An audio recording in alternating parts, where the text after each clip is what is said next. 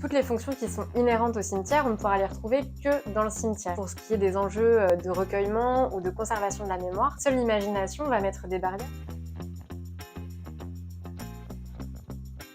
Bonjour, je m'appelle Manon Moncoq et je suis anthropologue spécialiste du funéraire et aujourd'hui je vais vous parler du rôle des cimetières et des sépultures.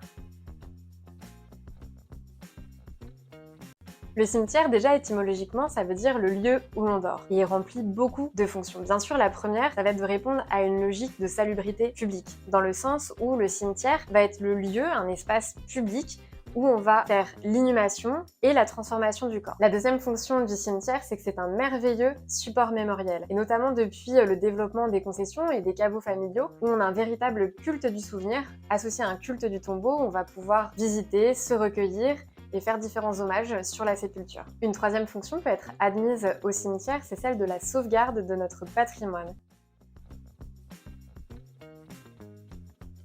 La sépulture, elle va avoir plusieurs fonctions individuelles et collectives. La toute première, ça va être le lieu de repos du défunt, que ce soit son corps ou ses cendres. Ensuite, ça va être le lieu de conservation de son identité. Et puis enfin, ça va être le support de mémoire, le support de recueillement, mais aussi le support d'hommage, par exemple.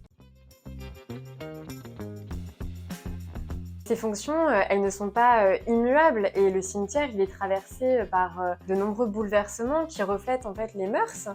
Et on le remarque aujourd'hui dans le cimetière, il y a aussi des monuments commémoratifs ou des stèles pour les tout-petits qui ne sont pas forcément en lien avec une sépulture où il y a un corps, le corps du défunt. Et on voit aujourd'hui avec le développement de la crémation et de la dispersion que le cimetière n'est plus le seul lieu où peuvent reposer les défunts. C'est vrai qu'en cas de dispersion, les proches du défunt se retrouvent face à une sépulture un peu immatérielle et ça peut être difficile à appréhender pour eux.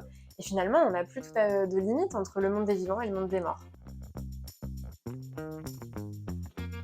Toutes les fonctions qui sont inhérentes au cimetière, on ne pourra les retrouver que dans le cimetière. En revanche, pour ce qui est des enjeux de recueillement ou de conservation de la mémoire, seule l'imagination va mettre des barrières et il existe plein d'autres alternatives. Il est important de savoir que le défunt ne peut surtout pas être divisé, que ça soit son corps ou ses cendres. Mais en revanche, il peut tout à fait être possible, chez soi, de créer par exemple des petits hôtels commémoratifs, dans sa maison, dans son jardin. Ça permet de créer une relation particulière avec le défunt qui est individuelle et en même temps on ne privatise pas de sépulture, ce qui est interdit. Une autre alternative est également possible, comme les espaces de recueillement en ligne, c'est souvent des sites d'hommage dédiés aux défunts ou des pages de réseaux sociaux ou encore des blogs personnels, des sites internet qui permettent de se recueillir.